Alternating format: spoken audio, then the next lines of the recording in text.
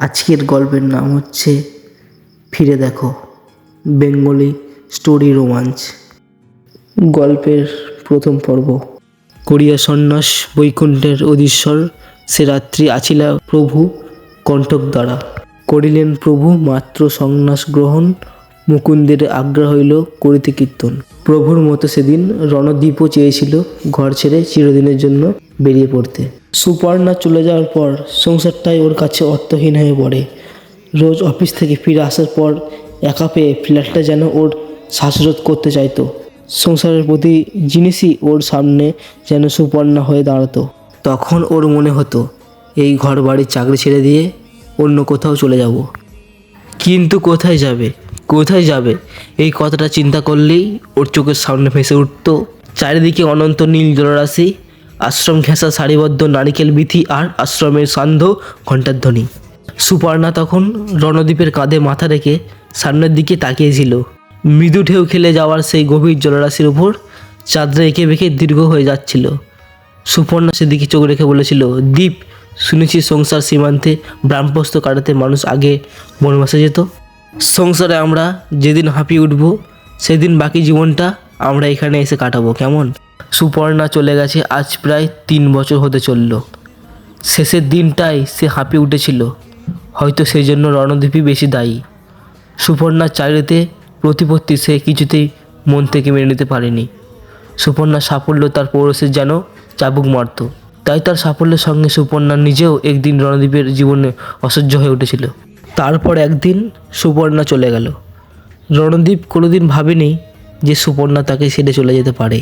তাই সে যখন চলে গেল তখন রণদ্বীপের সমস্ত ব্যক্তিত্বের লড়াই যেন ভেঙে পড়ল। একা ফ্ল্যাটে বসে প্রায় সে ভাবত কোথাও চলে যাব, কিন্তু চলে যেতে সে পারেনি। চিরপরিচিত এই শহরের মায়া কাটিয়ে আজও সে কোথাও যেতে পারেনি। নিজেকে আজও বেশি কাজের মধ্যে ডুবিয়ে সে সুপর্ণাকে ভুলে যেতে চেয়েছে।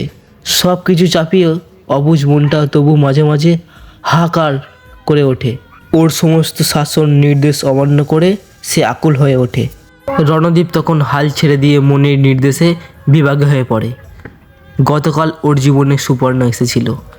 সকাল থেকে অনেক বুঝিয়ে সে মনকে বসে আনতে চেষ্টা করেছে, কিন্তু সে কখনই পারেনি। রণদ্বীপ তখন চেম্বারের খোলা জানালা দিয়ে দূরের ময়দানের দিকে তাকিয়েছিল। অবুঝ মনটা আকুল হয়ে বলল, রণদ্বীপ, আমি আর পারছি না। কটা দিন আমায় একটু মুক্তি দাও। এই শহর ছেড়ে আমায় কোথাও একটু নিয়ে চলো। রণদ্বীপ মনকে বোঝানোর চেষ্টা করলো, যদি সে আমায় কাল ফোন করে বলে, দীপ, আমায় ফিরিয়ে নাও, আমি তোমায় ছাড়া বাঁচব না। আমি না থাকলে আর সেই ফোন ধরবে কে? মনটা বলে উঠল, কেন মিছে খেয়াব দেখ, সে আর কোনোদিনই তোমার কাছে ফিরে আসবে না। রণদ্বীপের প্রতিরোধ ভেঙে পড়ে। সত্যিই তাহলে সে কি আর কোনোদিন ফিরে আসবে না? রণদ্বীপের জন্য এতটুকু তার ব্যথা নেই? রণদ্বীপ ভাবল, যত জ্বালা যন্ত্রণা কি কেবল আমার? থাক, ও সুখে আমিও কোথাও চলে যাব। আর ঠিক তখনই রণদ্বীপের চোখের সামনে ভেসে উঠল সেই নীল জলরাশি, টালির চাল, গেরুয়া আশ্রম আর সন্ধ্যার ঘণ্টার ধ্বনি। কিন্তু না, যেখানে সুপর্ণার স্মৃতি আছে সেখানে কিছুতেই যাব না। কলকাতা থেকে সে পালাতে চাইছে তাকে ভুলবার জন্য, তার স্মৃতি বয়ে বেড়াবার জন্য না। সুপর্ণা তার জীবনে আসার আগে সে পাহাড়কে ভালোবাসত। অনন্ত সুবিশাল সুউচ্চ তুষারবৃত হিমালয়, ঋষিদের তাপভূমি হিমালয়, রহস্যময় হিমালয় তাকে ডাকতো। আজও স্বপ্নের মধ্যে সে তাকে ডাকে। সেই ডাককে আর উপেক্ষা করতে চায় না। সাহেব, এখন কি আপনি বেরোবেন? রণদ্বীপের ভাবান্তর হলো। ও খাস বেয়ারার দিকে তাকিয়ে বলল, কিছু কি বললে? আপনার কি বেরোনোর দেরি আছে? রণদ্বীপ উঠে দাঁড়ালো, টেবিলের ওপর থেকে অ্যাটাচিটা তুলে নিয়ে বলল, না, এবার বেরোবো, তুমি সব গুছিয়ে রাখো। রণদ্বীপ লিফট থেকে নেমে কার্পিং স্পেসে চলে এলো। ড্রাইভার তাকে দেখে সালাম ঠুকলো। সে ড্রাইভারকে বলল, গাড়ি ধর্মতলার দিকে নিয়ে যেতে হবে। ধর্মতলা বাস গুমটির কাছে নেমে সে ড্রাইভারকে বলল, গাড়িটাকে আমার গ্যারেজে ঢুকিয়ে দিয়ে চাবি নিয়ে তুমি বাড়ি চলে যাবে। তখন ড্রাইভার জিজ্ঞাসা করল, স্যার, আপনি বাড়ি ফিরবেন না? না, কদিনের জন্য কলকাতার বাইরে যাচ্ছি, ফিরে এসে তোমাকে ফোন করব।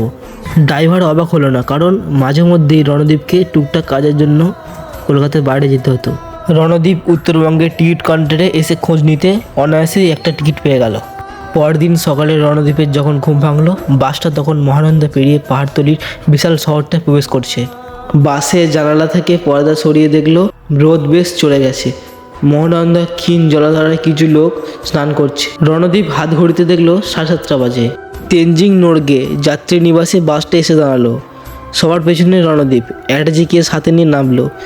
এই অ্যাটাজি কেস ছোটোখাটো ট্যুরের জন্য যাবতীয় প্রয়োজনীয় সরঞ্জাম রাখা আছে। যাত্রী নিবাসের দোতলায় এসে একটা ঘর বুকিং করলো এবং রণদ্বীপ একটু গা গড়ে নিল। গত রাতে স্বল্প পরিসরের ঘুমটা ক্লান্ত লাগছিল। বেলা বাড়তে রণদ্বীপ স্নান সেরে হালকা জল খাওয়ার ও 1 কাপ কফি খেলো। এবার শরীরটা অনেক সতেজ লাগছে। রণদ্বীপ ঘরে চাবি দিয়ে বেরিয়ে পড়ল।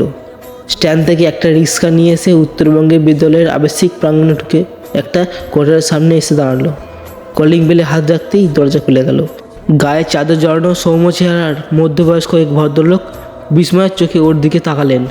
রণদ্বীপ, তুমি হঠাৎ? এসো এসো, ভেতরে এসো। কোথা থেকে আসছো? রণদ্বীপ উত্তর দেবার আগেই ভদ্রলোক ভেতর দিকে তাকিয়ে উঁচু গলায় কাউকে ডাকলেন। কোথায় গেলে গো? কে এসছে দেখো। রণদ্বীপ ভেতরে ঢুকে সামনের বৈঠকখানার ঘরটায় চলে এলো। সামনে রাখা বেতের একটা চেয়ারে বসে বলল, অপরেশ দা, কটা দিন কোথায় যাওয়া যায় বলো তো? অপরেশ অবাক চোখে ওর দিকে তাকিয়ে বললেন, তার মানে? কলকাতায় আর ভালো লাগছিল না, তাই কদিনের ছুটি নিয়ে বেরিয়ে পড়লাম। কোথায় যাবে সেই বিষয়ে কিছু ঠিক করে বেরোনি? না, আর সেই জন্যই তো তোমার কাছে এলাম। অপরেশের বউ কেয়া এই সময় ঘরে ঢুকলেন। রণদ্বীপ হাসি মুখে ওনার দিকে তাকালো। ওই মহিলাই ওর বাল্যকালের সেই কেয়াদি। রণদ্বীপ লক্ষ্য করলো যে কেয়াদির সামনের দিকে চুলটা পাক ধরেছে। কেয়াদির স্নেহ মাখানো গলায় বললেন, তাহলে কদিন এখানে থেকে জানা? না গো কেয়াদি, তা হয় না। ঘরের মধ্যে আর ভালো লাগছে না বলেই তো বেরোলাম। অপরেশ ওর কথায় সমর্থন করে বললেন, না না, তুমি ভালোই করেছো। বেশিরভাগ মানুষই এখন ভীষণ ঘরকুনো হয়ে গেছে। ঘর থেকে বেরিয়ে তুমি ঠিকই করেছো।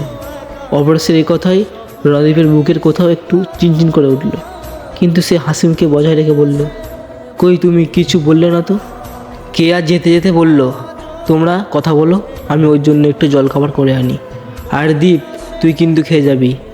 আরে না না, ওসব ঝামেলা করার দরকার নেই, আমি এক্ষুনি চলে যাব। অপরেশ টেবিল থেকে একটা রাইটিং প্যাড নিয়ে তাতে কিছু লিখেছেন। এবার স্ত্রী পক্ষেই কথা বললেন, তা কী করে হয়? কতদিন পর কেয়া তার বাল্যসখীকে পেয়েছে, ওর শখ আহ্লাদকেও তো দেখতে হবে। আমি যে ট্যুর প্রোগ্রাম করে দিচ্ছি সেটা লাঞ্চের পরই তোমাকে শুরু করতে হবে। কেয়াদির স্নেহের কবল থেকে ছাড়া পেয়ে রণদ্বীপ যখন সিকিম স্ট্যান্ডপোর্টের বাসে এসে বসলো, তখন ঘড়িতে প্রায় 2টো বাজে। গল্পের প্রথম পর্ব এখানেই শেষ হলো। দ্বিতীয় পর্ব দেখতে হলে এই চ্যানেলটাকে লাইক, কমেন্ট, শেয়ার এবং সাবস্ক্রাইব করতে ভুলো না। আসছি পরবর্তী ভিডিও নিয়ে।